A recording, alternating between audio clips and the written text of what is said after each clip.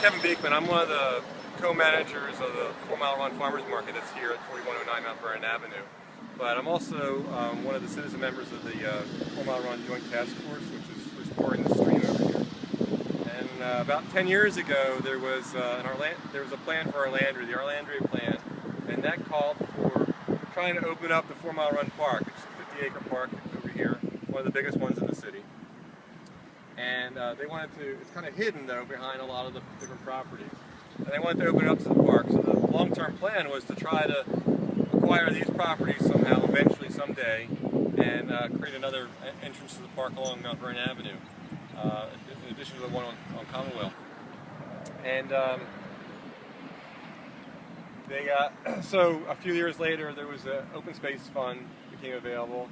These 4 parcels, there were 4 buildings here, were acquired with the open space funds, and eventually 3 of them were demolished. One of them was kept, with hoping they reuse it for park space eventually. But sat kind of idle for a couple of years, and there really wasn't any money at that point to go forward with the rest of the plan. And this was in danger of being torn down because it had been sitting idle. The city thought the best was just to get it torn down. So at one of the 4 Mile Run restoration meetings, we heard about this idea of tearing down the building. We asked, well, how much was that going to cost? And they said it was about $70,000. And the chair of the restoration task force, Judy Noritaki, is an architect, and she said, give us a month and I'll talk to my architect friends. And they came together with a pro bono plan to save the building and reuse it for the amount of money that was going to be used to tear it down. Then, after that was well received, they also came together with a plan for the space. Well, how can we make these vacant lots, which they were, usable for park space in the short term without taking up any of the impervious surface, because it's grandfathered, and if we take it out, we couldn't put anything else down. So we came up with this idea for an urban plaza. Still a work in progress. This is what we call phase 1, but we're not sure how many phases it's going to be because the rest of it can be done in bits and bobs. We've planted the trees, we've regraded the site, we've gotten the asphalt down with some city funds.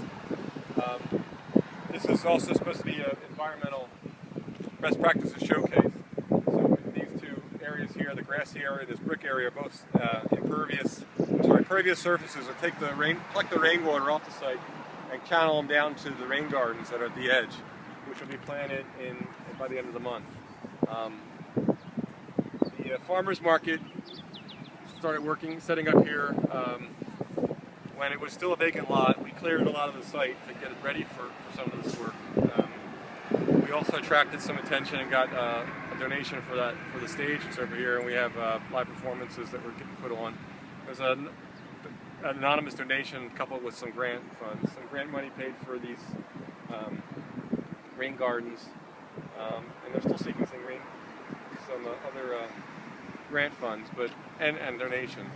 But to get this all started, volunteers painted the building, started to do some of the light demo work as much as we could. We had to have professionals do the finishing work to make sure it's right, but a lot of this, maintaining the site, planting some of the trees, planting the planters that we planted today, planting the field of trees over here, the 22 trees that were planted last month. That's largely volunteer effort, and certainly maintaining the site.